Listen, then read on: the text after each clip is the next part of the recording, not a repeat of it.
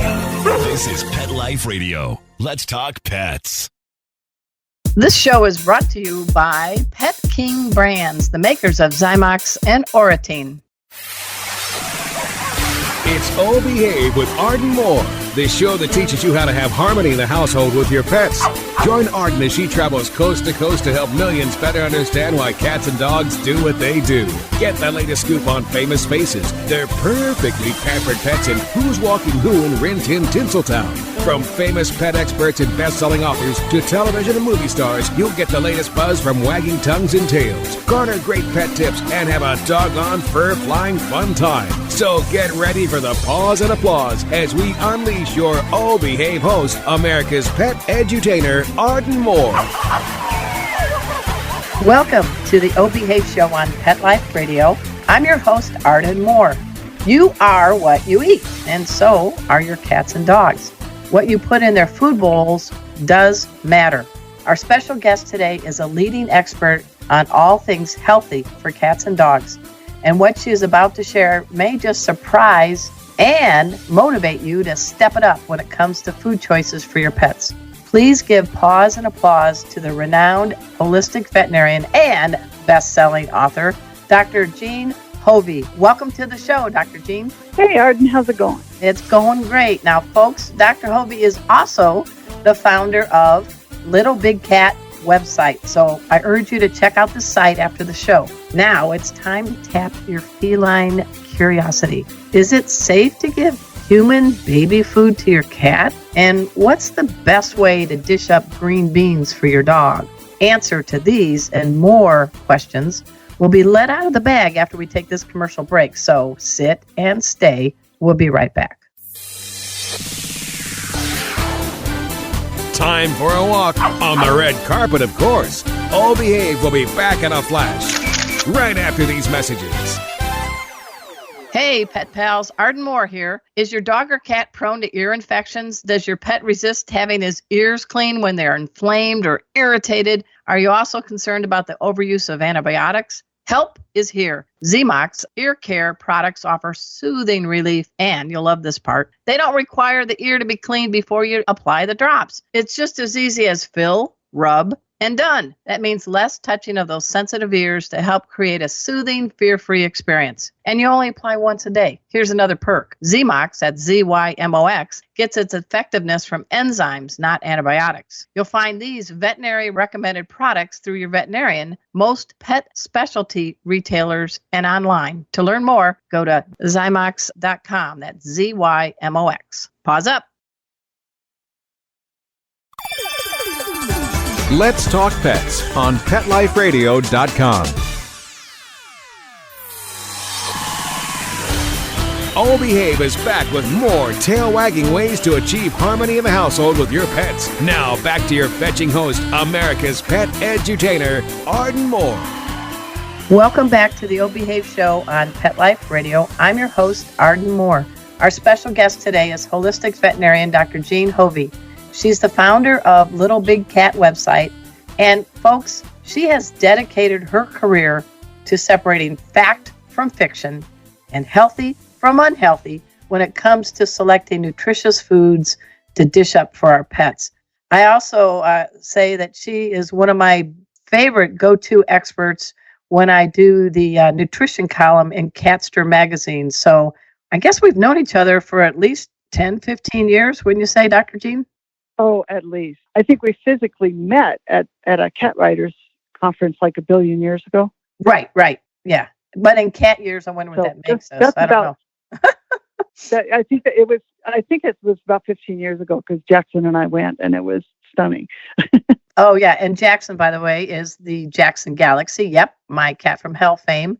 He's also been on our show a lot. We'll talk a little bit about you and Jackson in a little bit, but let's get right to it. I don't want to keep these listeners from all over the world waiting, and because, they may not have the patience of a cat. So talk about, sometimes when it comes to our cats, you may want to put a topper on their food that is maybe steps up the game. So tell us a little bit about human baby food. What may be palatable to our cat and definitely is a no-no. Well, the thing about baby food is, 20 years ago, a major baby food company started putting onion powder in their baby food. Oh. And I happened to run a blood test on a cat who had received one meal of that, and the anemia showed up in the blood work after one meal of onion powder. So, I called said famous baby food company, and they said, well, we did testing and babies like it. Well, I went over to the grocery store and I bought a bunch of another baby food, and for our clinic cats, the cats that were sick in the hospital. And the checker said to me, oh, got a cat? I said, why would you say that? He said, no diapers. Oh. People who only buy baby food are buying it for a cat. Whoa. Now, if the guy at the grocery store knew this, said large baby food company figured it out right quick, because I'm sure their sales just tanked. Oh, yeah. And lo and behold, within not very long, few weeks, out came the onion powder and regular baby food. So we were referring people to other brands, but currently just look at the label. It should say turkey, turkey broth, chicken, chicken broth, Nice. lamb, lamb broth. And those should be the only ingredients. And that is pretty much across the board okay. Now, I have seen cats that really love ham. I think there's chicken, beef, veal, lamb, and ham, something like that. But, if most cats will go for chicken, but try each one. If you have a cat that doesn't want to eat or is reluctant and you just want to smear a little bit of baby food, just try the different flavors and see what happens. One thing I did learn, though, is those are pretty good foods, and they have a short expiration date. So, okay. If you open the top and it's green, don't feed it. Ooh, okay. Well, you know what? And also it's pureed too. So, and you've talked to me before. This is a human grade food because it's made in a human food facility, right? Right. It's hopefully. Yes. Yeah. Well, that's kind of a neat thing. What about the green beans? Because I started feeding green beans to our dogs, Bujo and Kona, and I had to hide it in the pumpkin that we also put in their food. But you gave me a couple of tips on the best way to bring out the biggest nutritional punch in green beans for dogs. What is that? Right. Well, first, let's just lay a ground rules. Okay. You can feed carrots, green bean, broccoli raw, and the dogs will crunch it, and they will have a lot of entertainment value out of it. But they're not going to get any nutrition because they don't have four stomachs like a cow. Cows and other ruminants can digest the plant cell wall. Oh. They have an enzyme called cellulase that's made by the bacteria in their rumen, which is the biggest of their four stomachs, and things essentially ferment in there. Well, dogs and cats have one stomach, and they don't do the fermenting that cows do. So if you want them to get nutritional value out of vegetables, you have to either puree them or steam them or somehow break down the cell walls for them. Otherwise, they can't get to the antioxidants and goodies inside those cells. They may chew them up and have a good time, but they're not going to really be getting the value, which is another reason why I really like organic vegetable baby food. Okay. Because especially for kitties, cats seem to like sweet potatoes a lot. So if you're making food or you're trying to slide some supplements in or something, mix with little chicken and sweet potato baby food maybe, and that's a really good go-to. When I make food at home for the cats, I start with a base of the baby food and then add the supplements, and then it makes a slurry, and it's easy to mix in with the meat with my hot little hands. So that's cool. So, you're not trying to, you stick a pile of calcium and vitamin powder on top of a pound of meat. You're going to be at it a long time. But if you mix it in with something liquidy first, like baby food, easy peasy. There you go. I like that. Hey, I always wondered this. What got you into this area of veterinary medicine? Can you give us kind of a quick 411 on what inspired you to focus on nutrition and being a good holistic veterinarian? I was ruined in vet school. Oh, no. In my junior year, the Zoo Medicine Club sponsored a panel discussion of homeopathy in the evening, of Wednesday night. And I went, and 20 or 30 students went. And it was 5 or 6 of the local veterinary homeopaths and a guest speaker, Dr. Christina Chambreau, who is the preeminent veterinary homeopath teacher of all. She goes around the country still and teaches, and she's marvelous. But they talked a lot about nutrition as the basis of health, because if you don't have good groceries, homeopathy or antibiotics, nothing's going to do you any good if you don't have the groceries to heal. So I skipped school on Friday with 3 other of my classmates, and we took the weekend course. Wow. And I came back to vet school, and I started a holistic medicine club. You did? I didn't know that. Okay. I did, Colorado State, and it was amazing. I mean, it just changed my life. And I started asking about diet, in the clinics, and I started learning. And when I graduated, because you don't have much time to do research outside of what you're doing right in vet school, but I immediately hit the University of Colorado Medical Library and started researching pet food. And oh my God, the things I found. So I am kind of a geek, and I'm a big Sherlock Holmes fan, and I love research. I do it for fun. And I started, and I never could stop. Well, it's good to know that you're a geek and a Sherlock Holmes fan, but you don't have to sing for me. But when people ask you how to pronounce your last name, which is Hofve, what do you tell them? Hofve rhymes with Bon Jovi. Woohoo! Rock on! Do you have a favorite Bon Jovi song? Or do you I never really paid attention to him before he got on the Super Bowl, and I thought, oh my God, it's the key to my whole life right there. But, yeah, there's one about being shot by love or something. Anyway, I like that one. But okay, we won't make you sing. He is cute. He is cute. He is. And, he's easy on the eyes. A number of us are quite enamored. So he's got some Cougar fans, huh? Oh, heck yeah. Yeah. Well, let's talk a little bit about, you've been in this field a while, and I'm hoping, I guess I'm an eternal optimist. Are we doing things a little bit better than we did 20 years ago? Or if you had to kind of gauge what we need to do to really bring out the healthy best in our cats and dogs in their food bowl, are we doing all right? Or how would you gauge it? Because you've been at it a while. Yeah, be 26 years in another month. But okay. Yeah, I think the people that care, the people that are listening to us right now and that listen to your broadcast and read your books and my books and stuff, the people that are paying attention, we are doing a better job. Okay. There is more information out there if you hunt for it. The problem is there is a lot of misinformation. And I was clued in early on. I was looking at a whole bunch of stuff that says, oh, they're grinding up dead dogs and cats and putting them in pet food. Well, I ended up in a job that came with a liaison position to AFCO that sets the standards for pet food.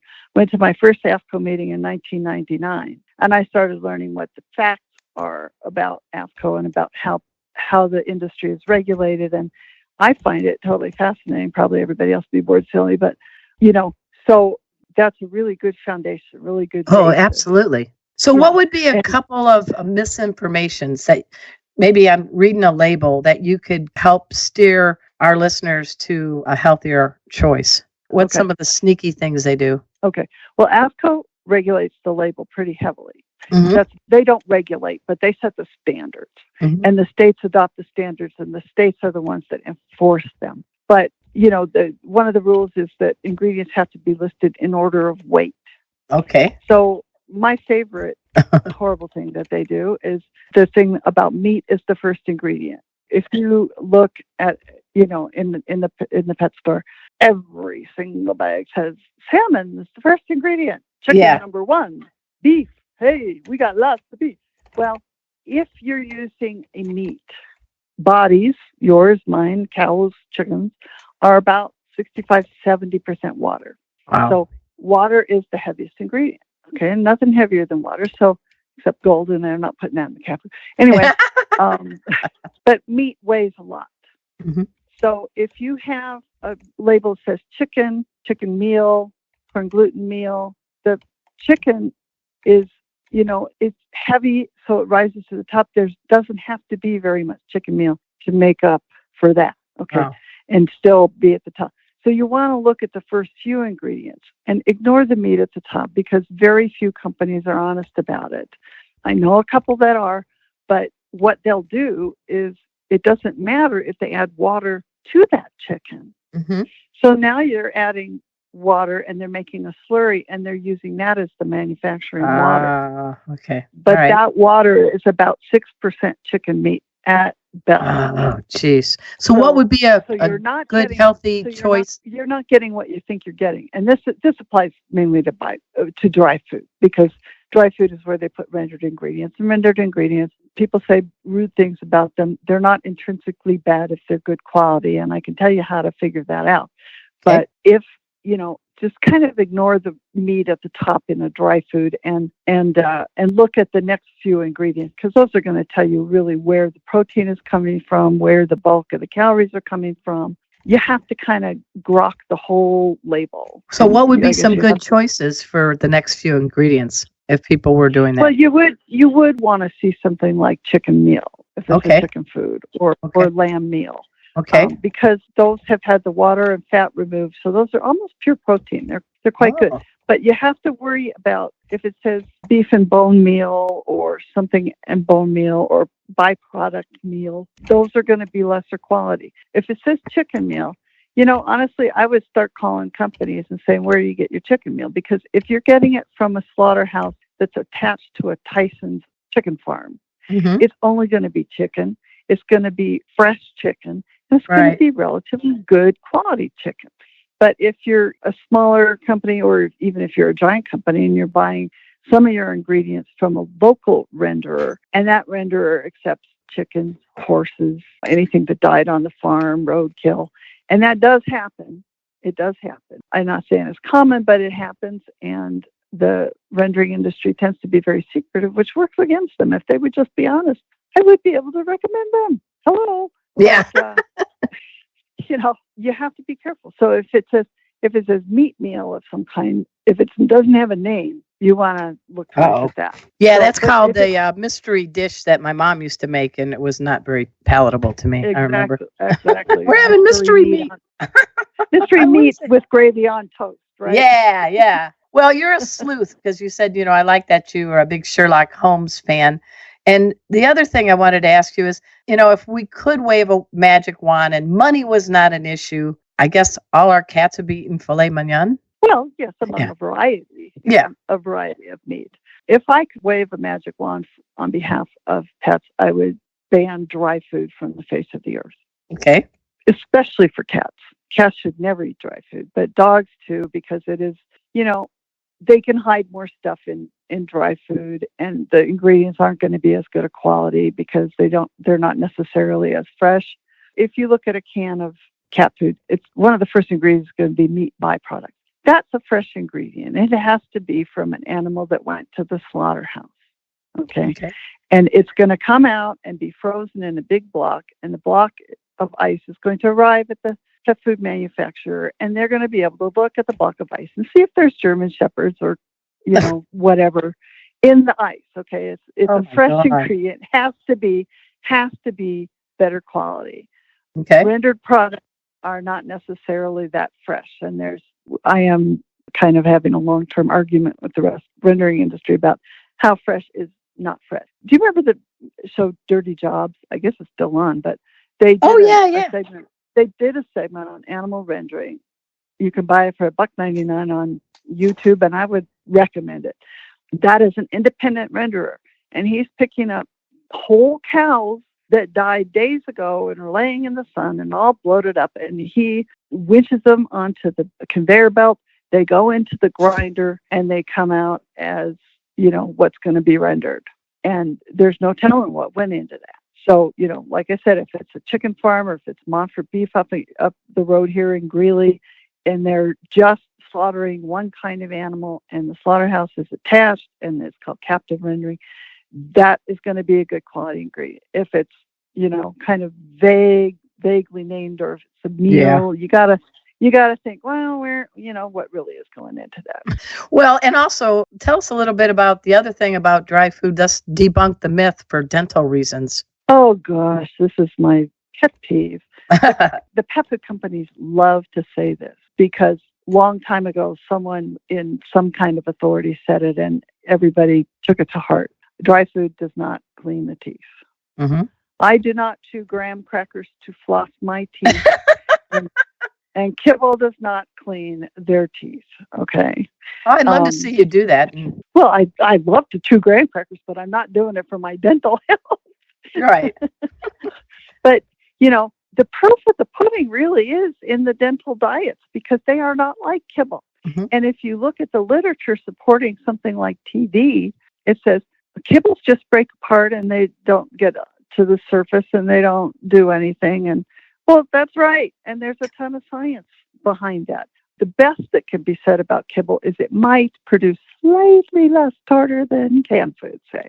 Yeah. But, a brilliant researcher named Collier, he's got a whole website, but he said what animals need is more hassle factor in the food, something they need to chew, like ligaments and bones and tendons and stuff. So he worked with zoo carnivores. And so he was a great observer of what they need to stay healthy. And what they need is, something as close to nature as possible. Now, my cat Perry was caught a mouse in the middle of the night, and he doesn't eat it, but if he did, it would be good for him. But he didn't invite you to a late night dinner with Bon Jovi music playing? Oh, that if Bon Jovi was playing, I probably would have said yes. But he didn't offer. But he had a real good time with it for a long time, and I felt bad. But that is his natural diet. That's what he's designed to do. All right, folks. We are speaking with Dr. Jean Hofve. She knows all things FOOD when it comes to our dogs and cats. We're going to talk to her a little bit more, but we got to take this quick commercial break. So sit and stay. We'll be right back.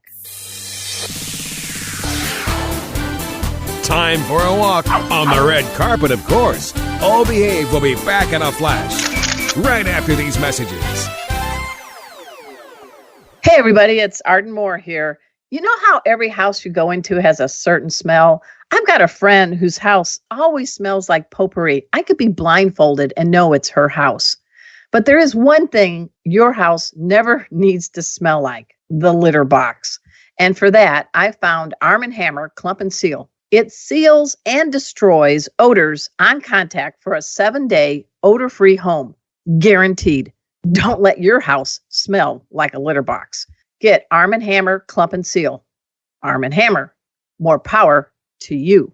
Hey, pet pals. Arden Moore here to unleash some great health advice. It's time to be down in the mouth for the benefit of your dog and cat. Unleashing good oral care is one of the best ways to show love for your pet. Do you find brushing your pet's teeth challenging? Here is a terrific solution. Treat your dog to Oratine Brushless Oral Care. Oratine makes caring for your pet's oral health super easy. The difference is the enzymes. The advanced enzyme technology in Oratine works to freshen the breath. It eliminates bacteria, fungus, and yeast. Yuck. They also reduce plaque biofilm from accumulating on the teeth. And guess what? None of these products require actual brushing. Woohoo! You can choose from these 3 products. 1, a water additive that gives your pet the benefits of oral care with every lap of water. 2, a breath freshening spray with a gentle mister. Or 3, a brushless toothpaste gel you can apply with your finger. If your pet tolerates brushing, hey, you can always brush too. To learn more, visit Zymox.com, ZYMOX.com, and look under the oral care product line. Do it today.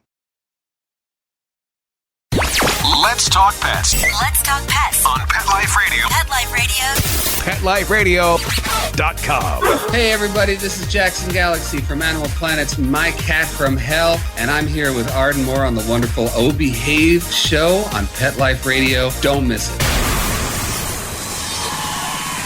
We're back from the lot. Just checked the paper and we had a record showing at the box. The letterbox, that is. Now back to O Behave. Here's Arden. Welcome back to the O Behave show on Pet Life Radio. I'm your host, Arden Moore. I love Dr. Jean. I'm just going to say it. She knows food. She's really being your pet's best health advocate when it comes to food choices. I hope you check out her site, littlebigcataftertheshow.com. But, there's a balancing act that's going on across the country and North America where people want to feed healthy for their dogs or cats, but they've got a family budget. And you've talked to me about some toppers that you can put that may not be so expensive, but boy, are they packed with nutrition. Can you help me out with like the right way to get ground turkey and how much to put on in a bowl for a cat or a dog? Yeah, raw ground turkey. I am a proponent of raw feeding. But if you're going to make homemade food, you have to do it right. You have to have a good recipe. You have to balance it with supplements. If you're not adding at least a heaping tablespoon of calcium powder to the meat, you're doing it wrong. Okay. So most people are not going to do that. So let's talk about reality. Okay. Right. Let's talk about you're feeding a good commercial food, the best you can find. I have a lot of rules and shopping tips, and I have an ebook on my website. And, there's lots of resources. I'm not the only one in the world. So, but you're one of my favorites. Well, you're one of my favorite authors, Warren. All right.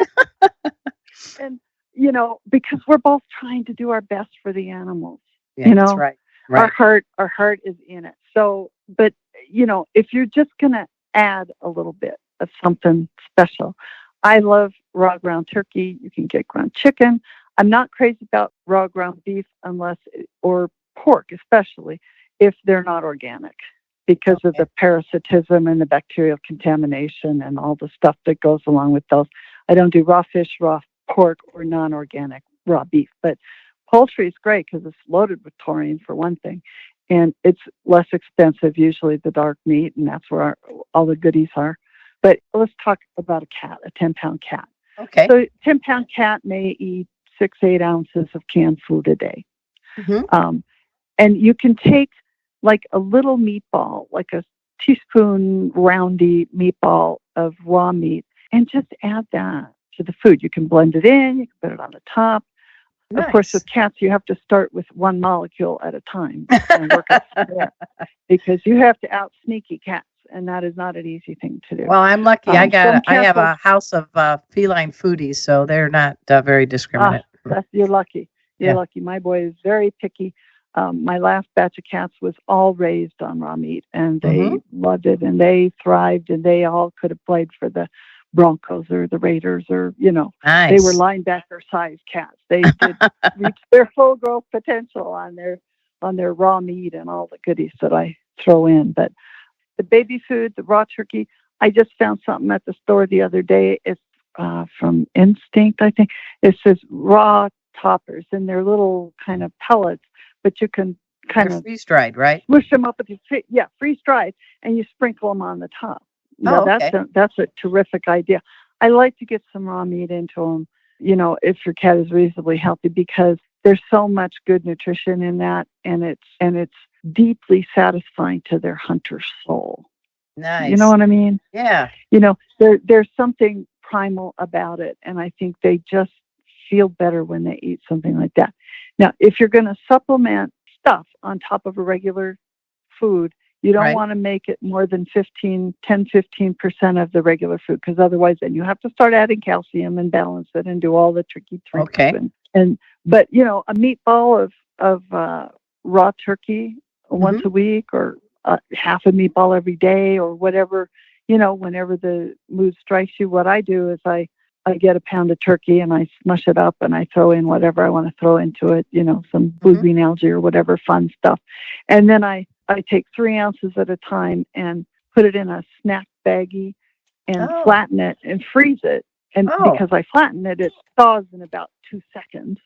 And then I can add it to the food for the next couple of days, because meat doesn't keep that long, 2-3 days in the fridge. But most poultry especially is frozen once before it gets to the butcher. So if you're going to Whole Foods or Albertsons or Safeway or whatever, ask the butcher if it's been pre-frozen. You can still safely refreeze it one more time. Okay, that's a good tip.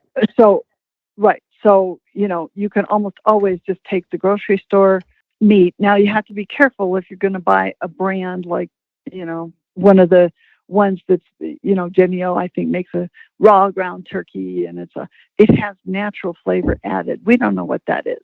Oh, okay. So and my cats would not eat it. So fresh ground turkey, nothing added. From the butcher, right? Okay, good. I have a really good relationship with Rosa at my Albertsons. She's my butcher. Perfect. And so I just did a shout out to Rosa. She's going to be so happy. But you're right. Good. Between that and baby food and no diapers, they're going to have us pegged, aren't they? Boy, and how.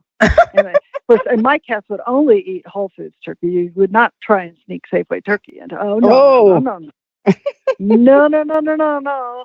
I don't know what the difference was. Looks the same to me, but you know, they are very discriminating. The kitty cats. What about eggs?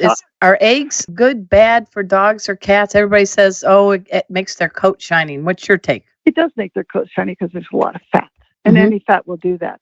If you're going to feed eggs a lot, one raw egg now and then, no problem. But egg whites contain a protein enzyme thing that breaks down some of the protein, so it's not available to them. So if you're going to feed a lot of eggs, cook the eggs. Okay. At least soft boil them. Okay. A little scramble on a Sunday morning? You betcha. With a little butter? Bacon bits in there, and you're good. You're all good. My cat Casey is sitting here right now taking notes with his non-opposable thumb saying, all right, Sunday, I want scrambled eggs. Okay. Put a little cream in there, too. I mean, that just makes it yummy, right? Yeah. Well, he likes to watch me when I make coffee, and at the Keurig, and he helps me if I give him a little size of my thumbnail of the cream. So he gets that. Yeah. Yeah. Oh, most cats are lactose intolerant, so you don't want to give them a lot of dairy. No, it's real tiny. Yeah. So a little scrap of cheese or a little tiny bit of cream once in a while, that's fine. Most things, in moderation, just use your common sense. If it looks like Fritos, probably not a good choice for your dog. Okay. Right. Yeah. Good choice for me. I can do that, but I don't give it to the dog. So if it's reasonably healthy for you and me, it's reasonably healthy for your dog or cat. With cats, the caveat is stick to proteins. Don't give them a lot of fruits or vegetables. Although I had one that was, if I bought a pound of asparagus, he had to get like. Wow. Really? He loved it. He was an SLUT for asparagus. It was. I heard he also liked Bon Jovi, but that's another story. Yes, he did. Yes, he did. You mentioned some caution about fish, but I also have heard you in the past talk about like sardines or anchovies. So help us get the record straight on what's safe and what's not when it comes to seafood for cats and dogs. Okay. Dogs are pretty safe with it. Cats are really weird about fish. Now, if you're going to, if you want just a topper, take a sardine out of the can, chop it up in little bitty bits, take about a quarter of it, maybe a couple times a week. That's got good omega-3 fatty acids. But fish every day is a bad idea. Fish flavored cat food is a bad idea. I have seen so many urinary tract problems from fish. Yeah. And there's been research in recent years. I have a huge article on my website about why fish is dangerous for cats. And let's say that website. Let's go with that website again, because littlebigcat.com, but Google why fish is dangerous for cats. It'll pop right up. Okay. Go read that article because I update it all the time, and I'm learning all the time how really bad fish is. There's something called domoic acid that may be contributing to the extraordinary incidence of chronic kidney disease in cats. There's just all kinds of problems with it. Salmon is particularly horrendous if it's not wild caught because the farm salmon are just toxic soup waste. Oh, wow. They take the good parts for the people market, and then the crap gets ground up in cat food. Well, we don't want to do that. No, there's drugs, there's all kinds of antibiotics and fungicides and every kind of thing in there. We don't want it. And ash was proven not to be a factor in urinary tract disease, but there is something in fish that is, and it isn't the bone, because I once shared a beautiful halibut with my 3 cats. Okay. Big plate. I had about 2/3 of it, and then each cat had a little pile, and they loved it, and it was just great. And in the morning at 6 a.m., I was unblocking my male in the clinic, and one of the 2 females also had a UTI. And there was no bones in that fish. So what is it about fish? I don't know. But I am not a fan of fish for cats. Okay, I appreciate that. Yes, but not fish. And it's just, and they get addicted to it, and then they're miserable to try and feed healthy food. There's so many disadvantages. I just blanket, I don't know. Well, I appreciate that. Hey, we would be remiss. You and Jackson Galaxy are like Bon Jovi band members. I mean, but you tell us a little bit about your connection with Jackson, because, he's quite a big name in the world of feline followers, but tell us a little bit about your connection. Well, I consider him my baby brother. Aw, okay. We have such an incredible bond. I met him. I moved back to Boulder, and for 6 months, people have been telling me, "You've got to meet this guy, Jackson Galaxy." I'm like, Jackson Galaxy. Right. Nice name. Yeah. And apparently, for 6 months, people have been telling him, "You've got to meet Dr. Hofve." And finally, the two of us met at our friend Kate Solisti's house. She was hosting an animal gathering, and somebody introduced us, and out of my mouth comes, "We have a lot of work we have to do together." Really? Like, why did I say that? This guy, he's 6 feet tall. He's bald. He's tattooed out the wazoo. Is he my type at all? I mean, is he even the kind of guy I would have a conversation with? No. But my soul recognized his soul. Nice. There was something magic that happened, and we put Little Big Cat together. We've worked together forever. We don't talk very often anymore, but you can't break that bond. No. You know, it's beyond time and space, and he's just the dearest person, and he is absolutely brilliant. Oh, and he the man is. loves cats. The man loves cats. What's Real not to men love cats, Dr. Jean. I just agree with that. And I agree. I think the 1-2 punch of Dr. Jean Hofve and Jackson Galaxy are making cats a better planet for cats. I totally believe in that. Well, that's what we wanted to do. We wanted to raise cats out of the level of second-class citizens. Good. Because cats get the short end of the stick for everything. They get the crappiest food. They get the least vet care. They don't get trained. So people, you know, this is just kills us. Is that if a dog develops a behavior problem, you call the vet, you call a trainer, you take him to obedience school at PetSmart, you do something. Cats develop a behavior problem, and people put up with it until it drives them crazy, and then they say, "Get rid of the cat." Yeah, you're right. Cats can be trained. Cats have needs. Cats are animals. They learn. They're at least as smart as dogs. I personally would say way smarter, but that's and half the time they're smarter than I am, I tell you. But, you know, you have to work with the nature of the cat. And right. If you do that, then you're going to have a wonderful relationship. Well, I agree. I have Mikey, Mort, Casey, and now Rusty, and people come to my house and with 2 dogs too, and they're like, "How come they all get along? Why did your cat come running when you whistled? And why is he jumping through a hoop? Why is he sitting and touching?" Because he wants an enriched environment and work his noodle, right? Right. Yeah. So Harry comes when he's coming. You know, I mean, my cats they've trained me very well usually. Yeah, I agree. You know, they're so smart. They are so smart. Now, I've had cats that were kind of like the lower end of the gene pool, but, you know, dear, sweet souls, but not brilliant. But I've had absolutely brilliant cats. I call them indigo cats because they are just, you know, they are so sharp, you know, and they have you figured out in 2 seconds, you know. Hey, everybody. We've had a great time speaking with Dr. Jean Hofve. She's a holistic veterinarian out of Colorado. Please go to littlebigcat.com and please check out some of her articles. She is a sleuth when it comes to the nutritional benefits to cats and dogs. Check out what she does. And I just want to say I really appreciate you being on the show today, Dr. Jean. Is there any last nugget of gem of knowledge you would like to share with us? Well, just, you know, do your research, do the best you can. Every little improvement you make is going to make a world of difference to your animal. I agree. Pause up to that. I also want to salute my producer, Mark Winter. We affectionately call him the Wizard of Paws. He is the executive director of Pet Life Radio, the largest pet radio network on the planet. So that's pretty cool. And he's a new grandpa. He's got a grandson named Jack. So he is a G-Pop. That's what he wants to be called. What do you think of that name, Dr. Jean? I love it. Hey, that's going to be a lucky kid. That kid's going to grow up with a fun grandfather. So until next time, everyone, this is your flea-free host, Arden Moore, delivering just 2 words to all you 2, 3, and 4-leggers out there. Oh, behave. Coast to coast and around the world, it's Oh Behave with Arden Moore. Find out why cats and dogs do the things they do and get the latest buzz from wagging tongues and tails in Rin Tin Tinseltown. From famous pet experts and best-selling authors to television and movie stars, you'll get great tail-wagging pet tips and have a fur-flying fun time. All Behave with America's pet edutainer, Arden Moore. Every week on demand. only on PetLifeRadio.com.